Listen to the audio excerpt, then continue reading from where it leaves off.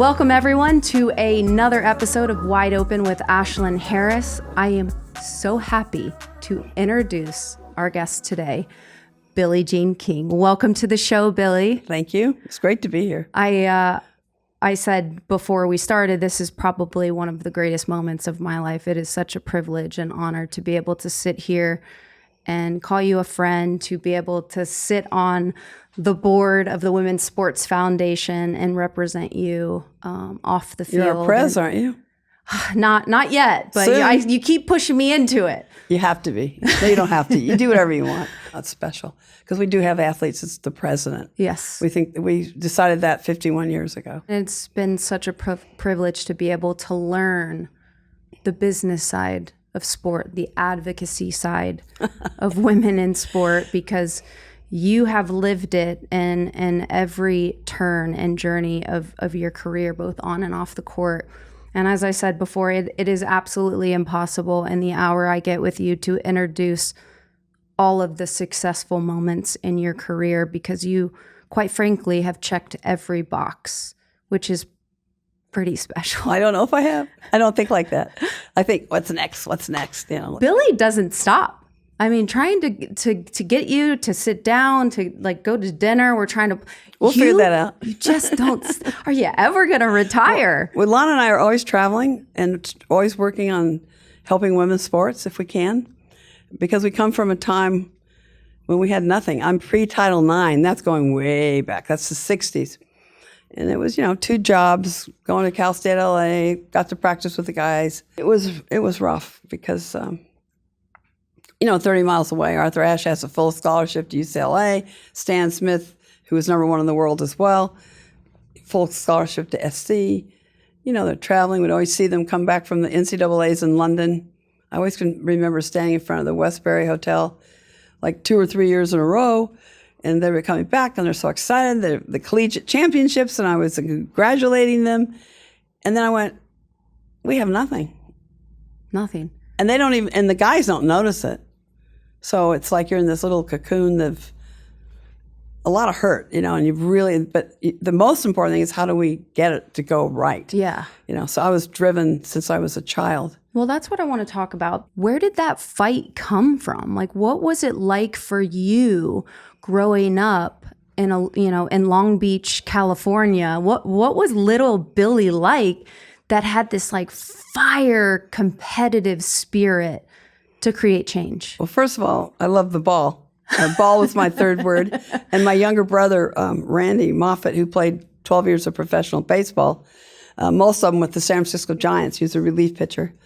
But I think it's because we love to play catch, or you can roll it on the floor, kick it, doesn't matter. Mm-hmm. We love the ball. That was the third word. That was his third word. It was so interesting because I was 5 years older. So I was just old enough to see him evolve from being born to a baby, and seeing how much he loved it as well. And it comes from my dad and my mom, but basically my dad really. He loved basketball. He was really good. In fact, my dad, after World War II, was asked to go join, at that time, what the NBA was just beginning, just starting to try to find itself. And there was another league, and they merged and all that. But my dad was asked to try out. And he decided to come home because I'd been born, and he really hadn't spent any time with me yet.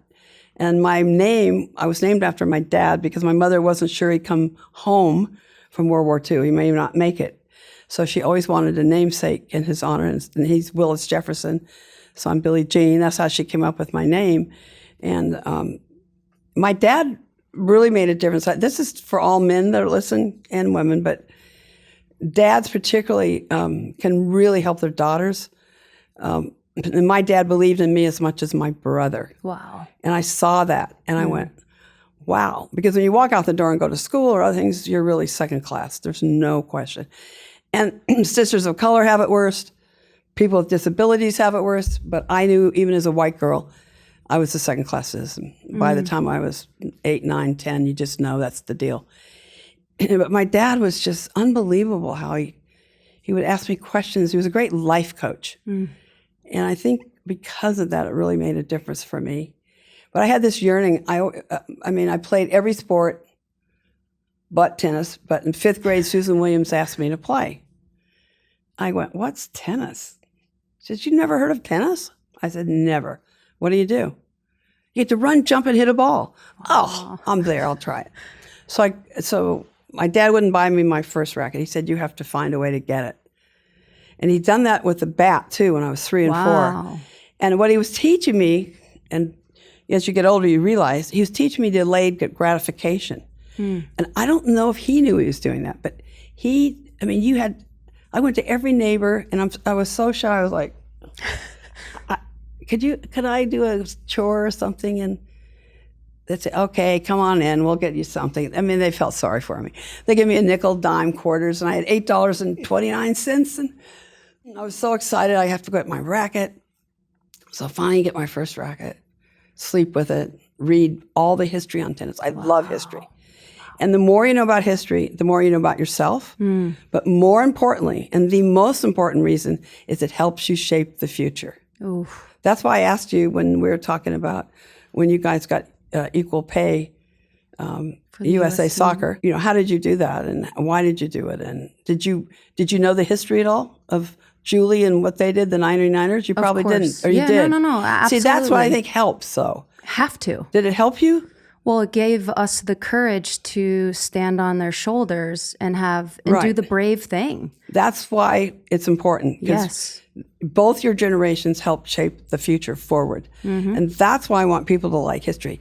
I loved history. I knew everything about tennis from the time I went out and hit with Susan for the first time. I read the history. I got every book I could get, and that helped me. So we'll fast forward. I go to the park, free lessons, because Susan belonged to a country club, and I'm like, I'm not playing tennis. My dad's a firefighter. There's no chance. But we also were on a softball team together, and she told the coach, "Hey, Val, I took Billie out to play tennis." And Val said, "They give free instruction here. Instruction and free coaching here every Tuesday at Houghton Park, where we used to play softball." Oh, wow. So I went out and met Clyde Walker, and at the end of that session, I knew what I wanted to do with my life. I wanted to be the number one player in the world. Done. Why? I played shortstop in softball, baseball if I played baseball, and I probably touched the ball, 6 times in a game?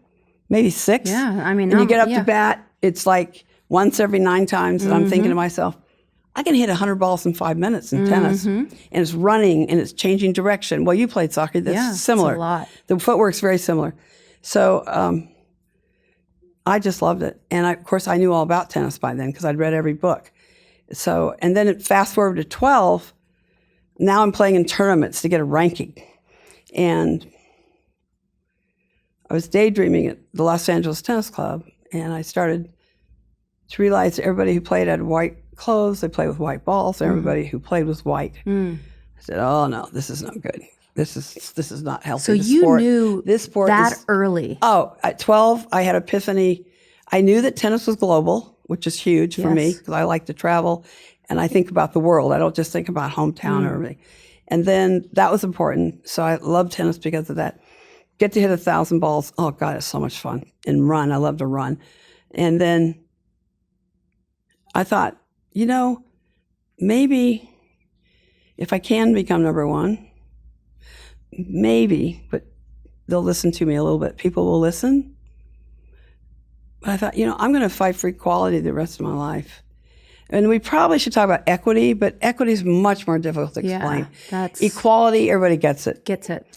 So that's why I still use equality. I think sports is an amazing way to change the world and to make it a better world. They always talk about art and music. Well, they should always include sports. I agree. Because we build bridges. Absolutely. We absolutely build bridges. And people tend to forget sports. We're kind of left out. And we're now starting to be included a little. It's the universal language. Everyone speaks the language of sport. It unifies everyone. And it is such a source of belonging.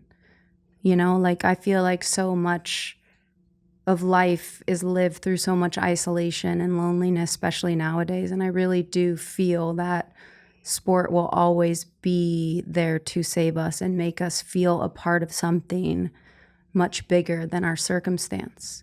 So I do think it's special. It is special. And that's what made me love it from the beginning as a young kid who. How did you take up soccer? Very similar to your story. I had a brother, and we played everything together. I played basketball. I played baseball. Basketball was my first sport. Weirdly enough, I wanted to be just like him. So we. Is he older? Yeah, he's older. How much older? He's a year and a half older. Oh, so he's just a little bit older. He's just a little older than I am. And if he went to the pool in baggies, I went to the pool in baggies. I never wanted to wear a top. It's so cute, man. I just didn't understand, because if my brother didn't have to do it, why did I have to wear this little triangle thing that falls off every time I cannonball in the pool? So, great. I mean, I wouldn't wear a top till I was like 6 or 7. My mom's like, it's time. Then I played on all of his teams. So I was on like the all-star baseball team with my brother. And what position did you play? I was a shortstop, a catcher, shortstop, catcher, and pitcher. Oh, that's so like funny. I was in it. And I never wanted to wear my hair up.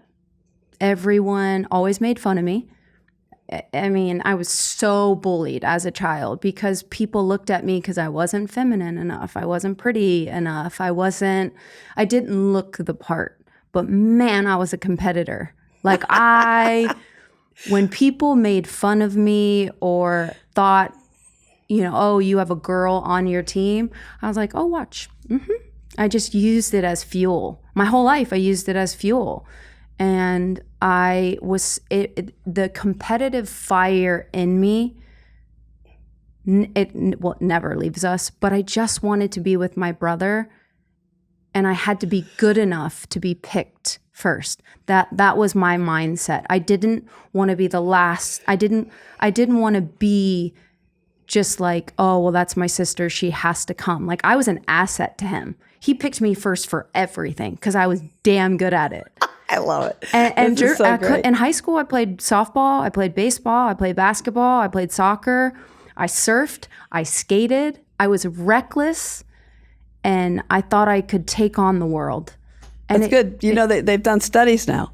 Because, when a lot of times parents will want their child to specialize very early. Yes. But they've done research now, and they know that if you played a lot of different sports up to when you have to make the decision maybe at 12-ish, that you're going to have to do this full time if you're going to make it. Yeah. But if you've played other sports, they've proven that you do better, and you actually will be better at the sport you specialize in because you did all these other sports. Because you have to really develop different parts of your body. Like when you're young, it's kick, run, and throw. It's the big muscle groups, and then you go to more fine night groups. But so it's like, what was your best shot? Like, what were you best at? Like, let's take soccer since that's what you're known for. But honestly, what made you a great soccer player?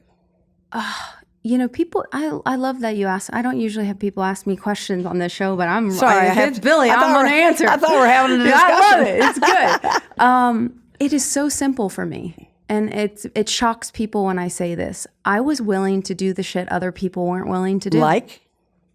I didn't cut corners. I was very dedicated to my craft. My father was a big part of my story. And he was one of those dads who, just like your father, if you want it bad enough, you'll find a way. I can't want it more than you.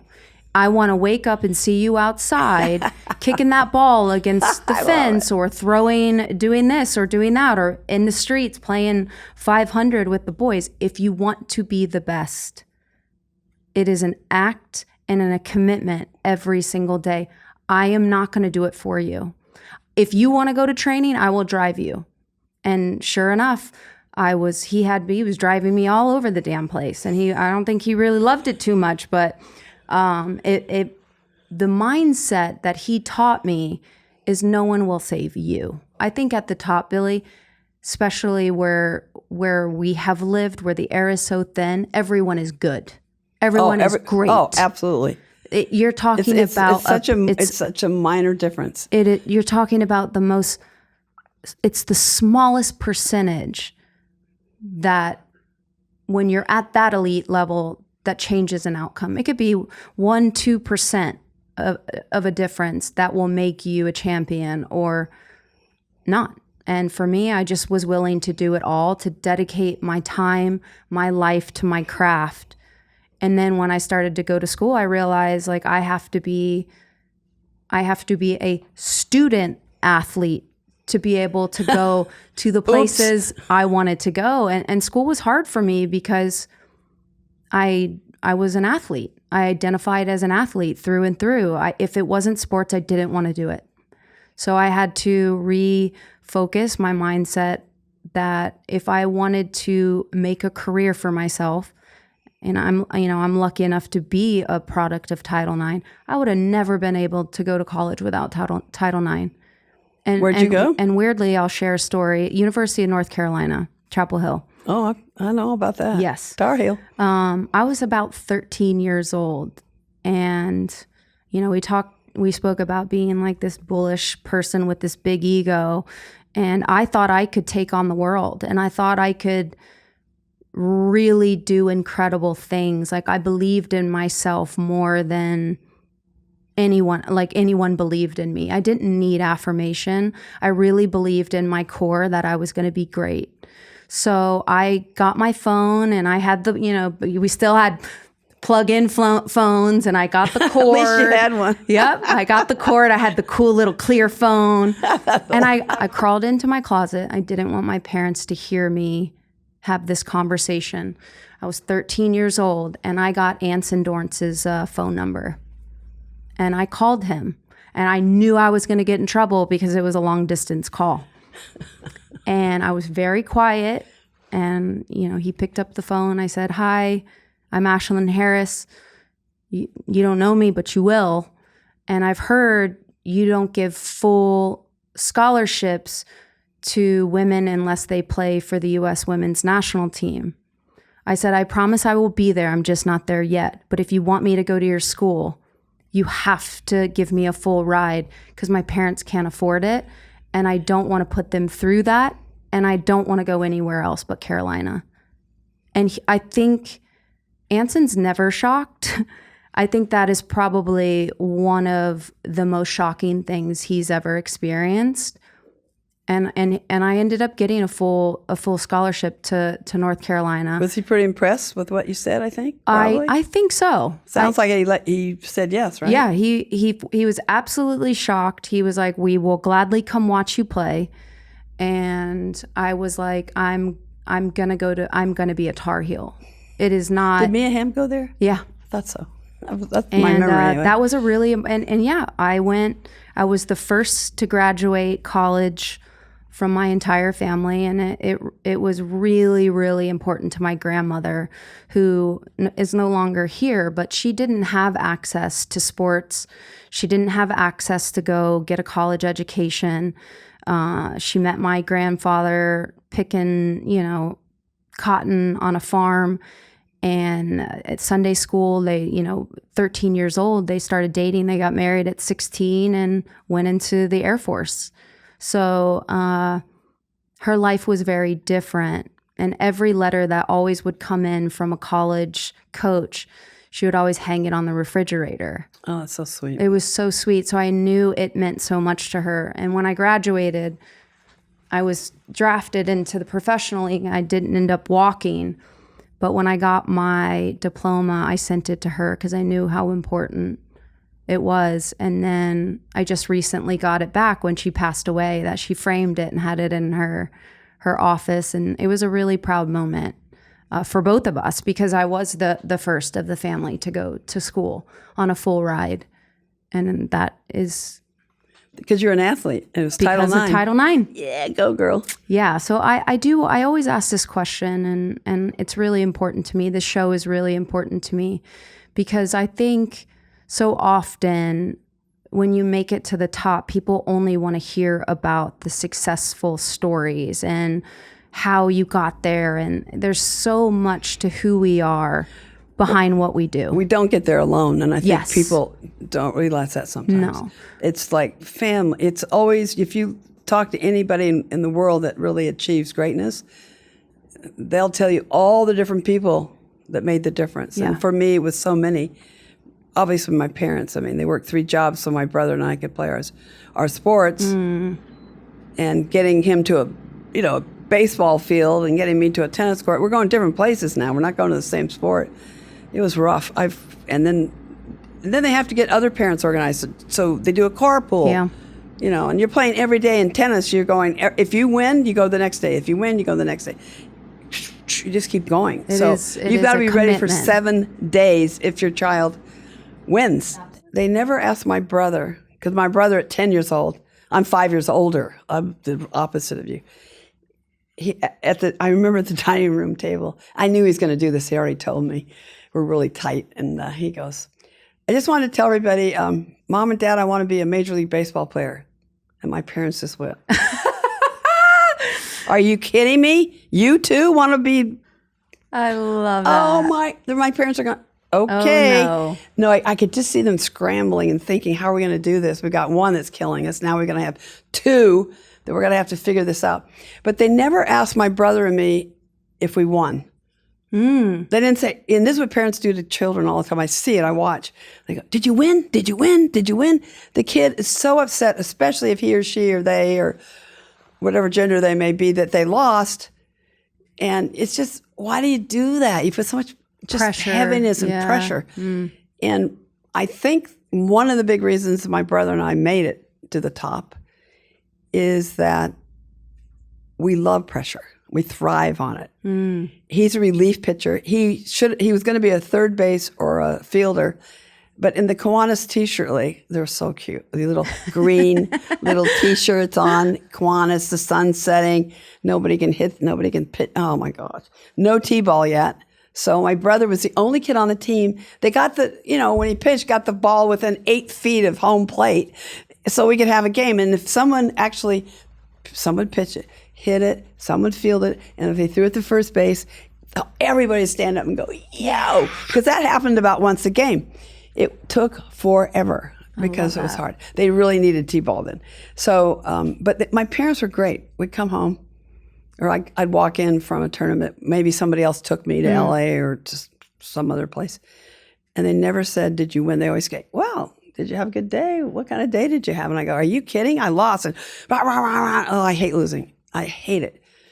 And my dad would say, okay, let me go on. And finally say, okay, let me just ask you one question. Did you try your best?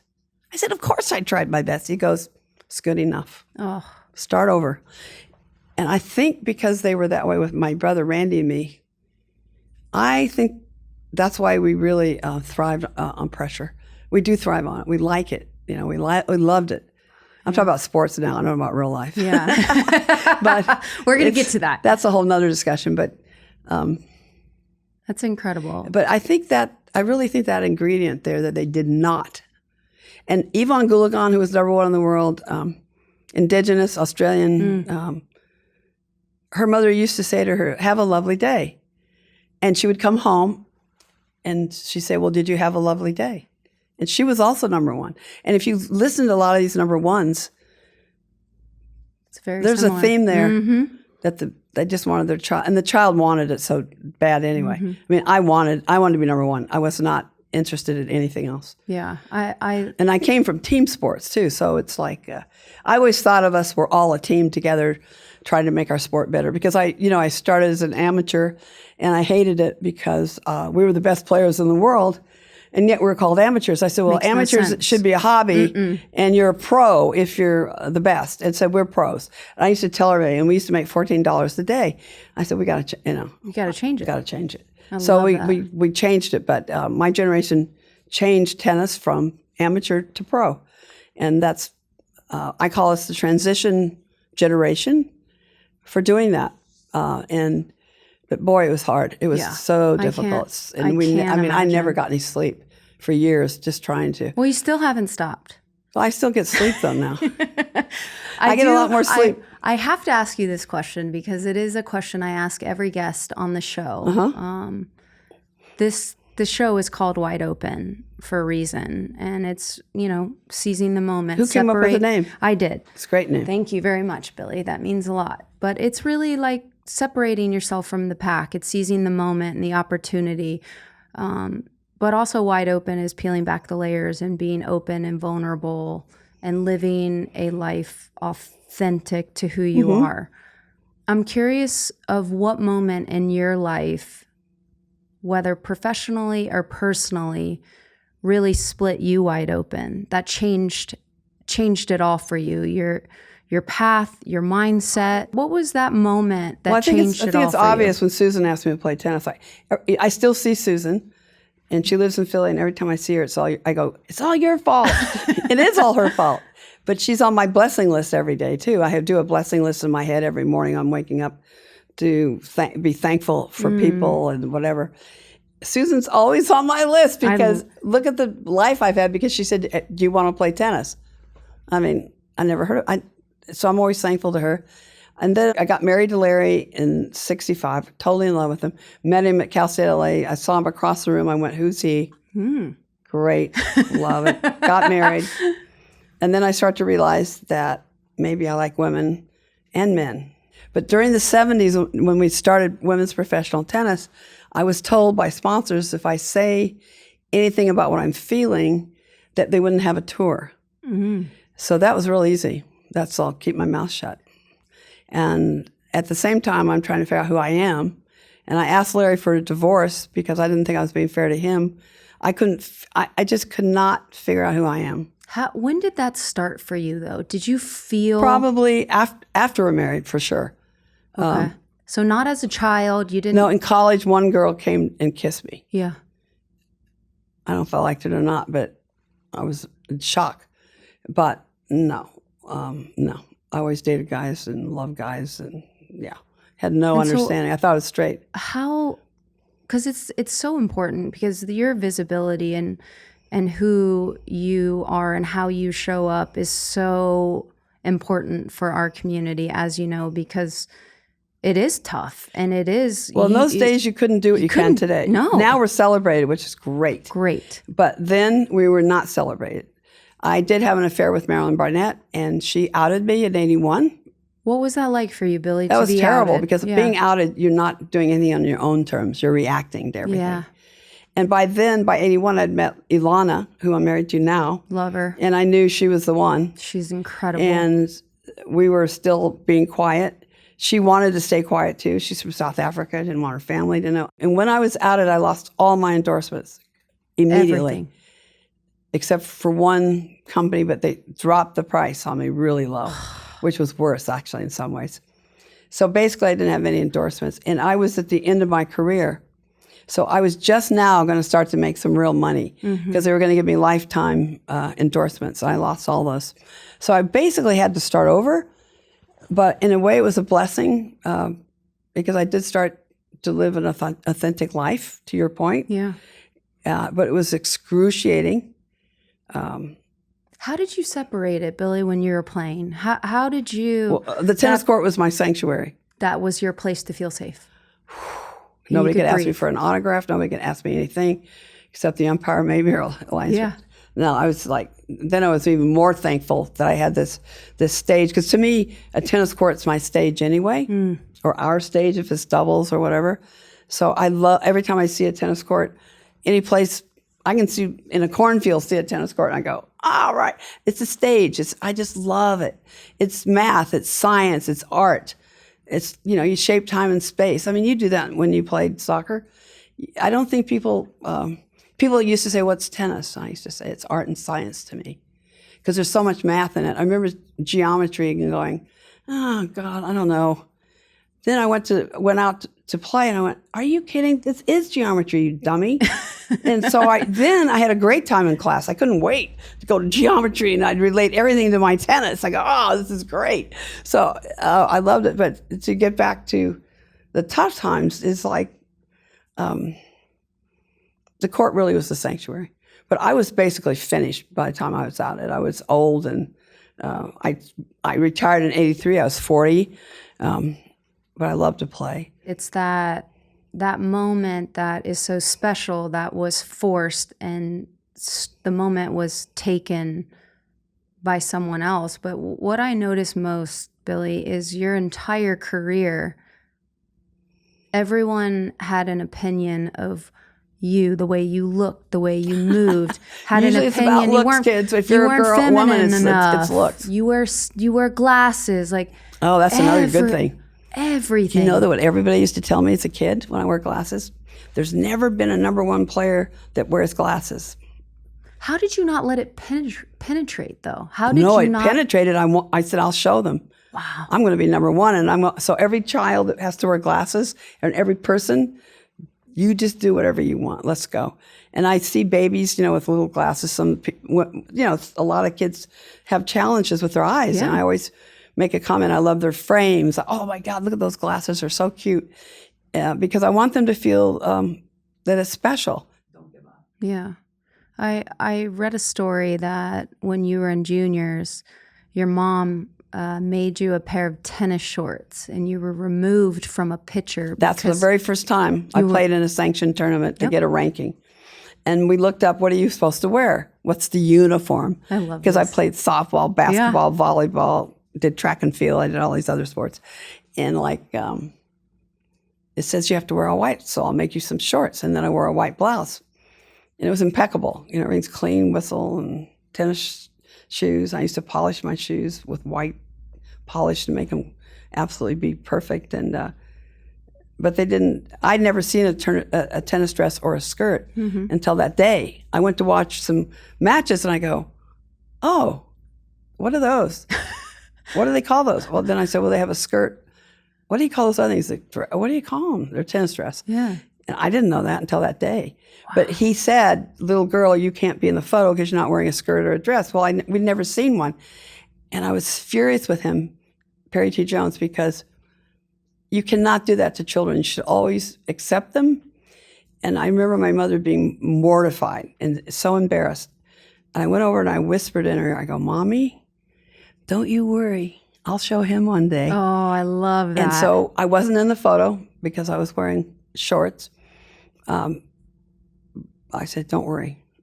But I whispered to her because she was just so embarrassed for her child and she had made a mistake. And I said, "It's not about you, Mommy, it's about him." So anyway, I was furious with him. But my mother immediately went home that night and sewed me a tennis dress. And my brother brought it up the other day, remembering my mother on the floor with a cup making the scallops for around the trim. And I love that dress to this day because my mother made it. And I know the circumstances that caused her to sew it. Because we didn't have the money to buy things. So she would sew. We didn't have the money to go out to eat. Oh my God, we finally got to go out to eat to get a hamburger or something. And my mom would say, "You can't have both a Coke and a milkshake. You gotta have to one or the other, or French fries or whatever." Yeah. And of course, I shouldn't be eating that anyway. In those days, we didn't know better. That's back in the 50s. Well, so you have been very open with how things looked and felt for you and the scrutiny that everyone placed on you through your career. And you have been open about having a eating disorder during that process. No, I'm always, every morning I wake up and go, I have an eating disorder. Just like if you're an alcoholic or anything else. You admit it every day. Yeah. I went to Renfrew in Philadelphia for 6 weeks, lived there. I still have therapy every week from the therapist from Renfrew. Wow. Which is great because I don't have to go, well, here's my family history. Yeah. She knows everything. One of my dreams, one of my wants, is to make the definitive docu on eating disorders. Being at Renfrew for 6 weeks, living with all these different people, girls, that they only have women there that have eating disorders, it really taught me so much about why we have them, what do we do about it, and how can we get through this and be healthy. Mm-hmm. So it's been a really unbelievable journey just in that area. I really want to make this film, and I've started to talk to different people to get this done because I want it to be about all the eating disorders, but how can I really help? How can we really help someone that has an eating disorder? 1 in every 2 women drop out of sports at an early age because of body issues. Right. I did something for Dove the other day in New Orleans. It's about... they tell them they have the wrong body type. Yeah. I think it's 45%. Since Can you believe we that? were kids, what did I say at the beginning, near the beginning about socialization? We're socialized, we have to be perfect. Perfect. And girls always feel this little nudge inside. I mean, I'm talking about myself because I can't judge you or somebody else, but it's this little nudge that we're not quite good enough. Even in 2025, we still in terms of media coverage, Oh, look at it. it's still about physical attributes. These women are showing up. You know, you talk about Ilona Maher at the Olympics, the rugby player, and she was in tears saying, I need this body to do great things, to be powerful. And She's educating. Exactly. We still are told every single day we don't look the right way. We don't fit the right sizes. It's exhausting. Well, when we started women's professional tennis, there was 9 of us. It was a tournament in Houston, Texas. Gladys Hellman helped us get it done. She was publisher of World Tennis Magazine. And there were 9 of us. We're called the original 9 because the tournament in Houston is the birth of women's professional tennis, the way you know it today. Mm-hmm. That's where it started. That is the beginning. Okay? And here are the 3 things that we came up with. That if any girl born in this world is good enough, she'll have a place to compete. Number 2, to be appreciated for our accomplishments, not only our looks. Yes. And number 3, to be able to make a living playing tennis, the sport we love. But the number 2 was to be appreciated for accomplishments, like guys are. Mm-hmm. They're appreciated for their accomplishments. Yeah. It's not always about their looks, is it? No. But NILs, for instance, in college, the girls who are sexualizing themselves the most make the most money. So what are we encouraged to do? We're encouraged, if it's more money, we're encouraged to sexualize ourselves. Yep. But we're never quite perfect, you know? We're always itchy. I don't know, there's that little itch, like we're never quite good enough. You are one of the most famous athletes of all time.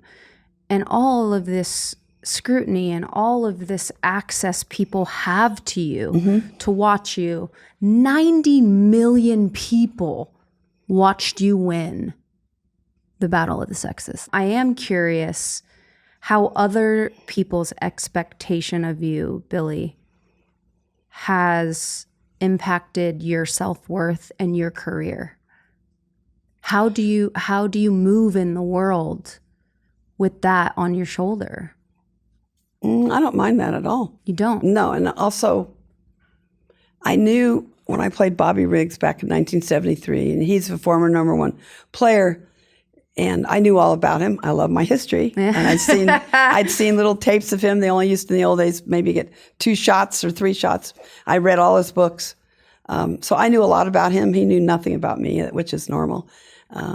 Anyway, that's a whole nother discussion. Oh, and then you whomped But him. I knew that I would be remembered for this match. If I lost a match, they'd always say the rest of my life, oh, there goes that girl, she lost to that guy. And so I thought to myself, that's ridiculous. But I also knew it was an opportunity, would have a lot of people watching. It was, Title IX had been passed the year before. Mm-hmm. We'd had our women's professional tour, which started really in 71, and this is September 73.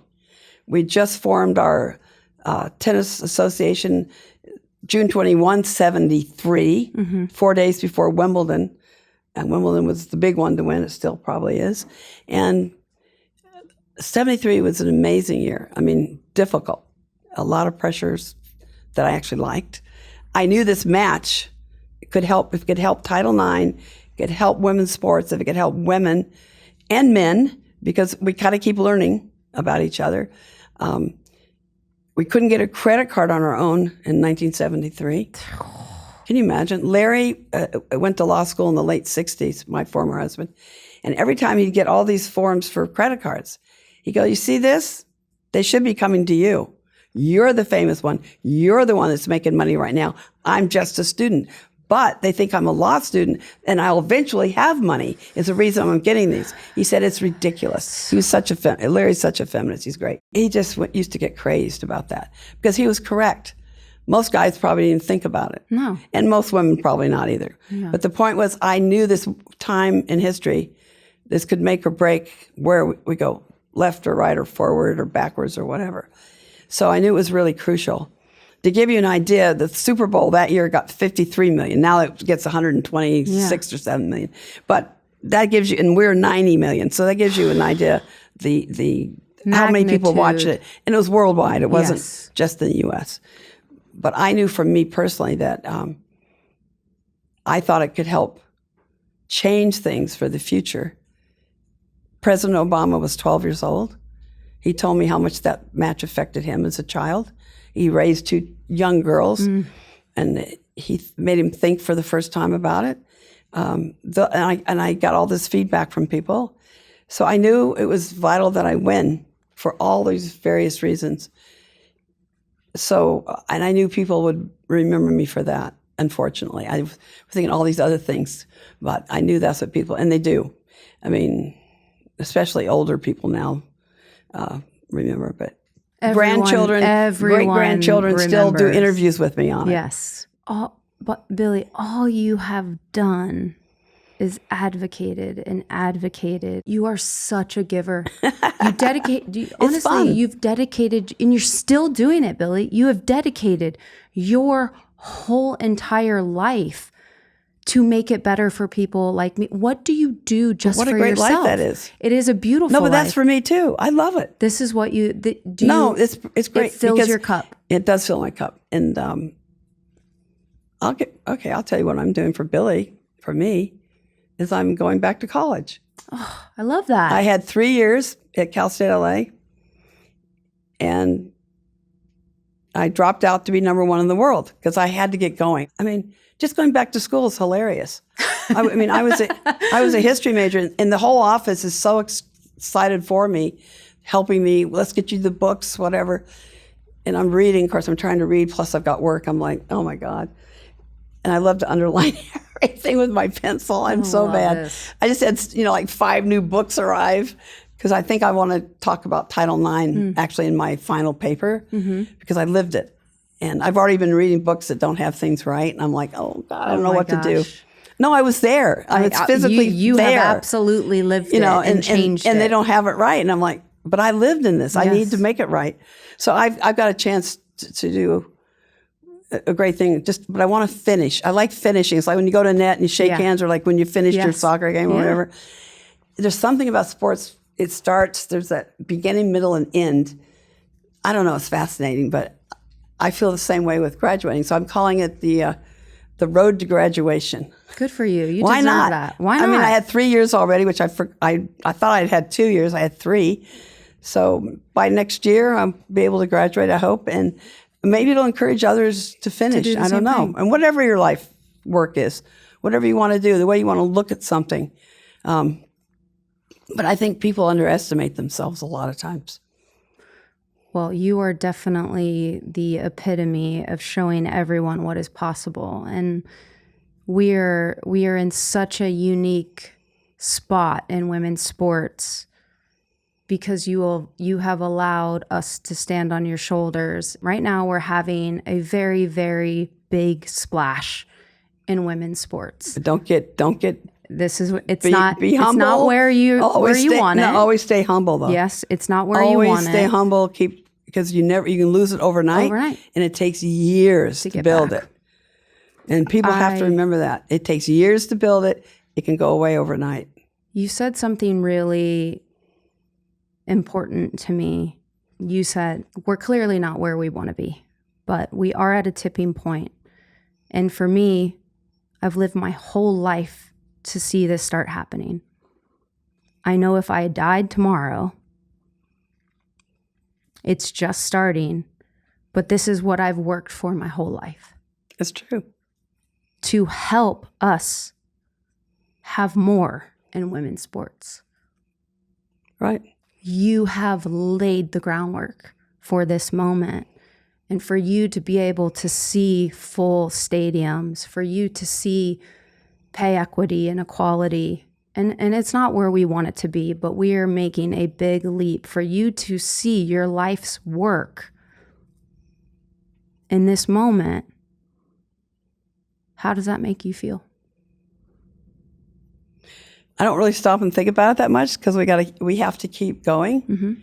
I know I'm very blessed, but I'm enjoying this because I still have enough energy to keep trying to help it. But more importantly, I know it's on its way if we don't blow it. but you can blow it. You know how that is. Yep. You can be in a position of winning, and you can blow it quickly. So and that's what we learn in sports, for everyday life, is that we have to, and every generation has to continue it. And players will come up to me. Well, I'll talk about tennis because I know that, but they'll come up to me and they'll go, "What should I do?" I said, "Learn the business." For instance, I say, "Did you get paid at the last tournament you played in?" Of course I got paid. I said, "Did you go ask the owner of that tournament or promoter of that tournament how he or she or they did?" They get this biggest blank on their face, like, "What?" I said, "Do you realize they worked the whole year so you can have this 1-week tournament? And they may have lost money, but you got your check." And they look at me like, "I never thought of that." I said, "Well, I'd like you to think about it, because maybe someday you'll own a tournament. You don't know." Larry and I own tournaments. We started in 1968. We did an 8-person tournament at Oakland Coliseum. We made money. Larry was in law school. Larry thought everything was great. Second time we do the same thing. It rained. It was horrible. We lost money. He woke up and said, "I don't know anything," instead of thinking you know everything when you're young. And it was hysterical. But the reason I had this vision anyway as a young girl to change things. But owning tournaments taught me so much. I'll give you a perfect example. First, I'll say 3 things. Ed Woolard, who used to be CEO of DuPont, he's passed on now, but he and I spent 3 years trying to figure out what the people that have inner success, happiness, and outer do well. What do they have? So we ended up with these 3 things, and they don't have to be in this order. Relationships are everything. Number 2, to learn and to keep learning how to learn. Keep learning and keep learning how to learn. And number 3, to be a problem solver. And then I added innovator, because Yes, of course you did. those are the 3 things, and they can be in any order you want, but I will guarantee as you go through your day, you'll touch on those things every single day of your life in some way or another. Let's go to 1972. I won the U.S. Open. I'm in the media. And I said to the media, I was so angry. I made $10,000 as winning, and Nastasi won $25,000. I was furious. We had the same amount of people watching us. I said, "You know what? I don't think the women are going to come. We're not going to come back next year unless we get equal money." And then I go to myself inside. I go, "Oh, Billie, you've just blown it. You haven't talked to the women about this. What are you doing? You've made the biggest mistake." But because Larry and I owned tournaments, and because I had good relationships with different people and different sponsors, I went to the different potential sponsors and said, "Would you, together, individually, or would you put up the difference in the prize money so women can have equal prize money next year at the U.S. Open?" And Bristol Myers came up to me and said, "Yes, we'll do the whole thing." In those days, it wasn't very much. It was like $55,000. Yeah. In 73, that was a lot of money. And I said, "Are you really?" But why did that happen? Because we had the relationship. Yes. Marvin Coslow was a great guy from Bristol Myers. I know he helped make it happen. And because I had said in the media, "Oh, it stinks that we don't get equal money," they said, "You know what? You said it stinks. It's about money." I keep Yes. trying to explain to the players, "You guys, it's about money. You have to find a way to get the money."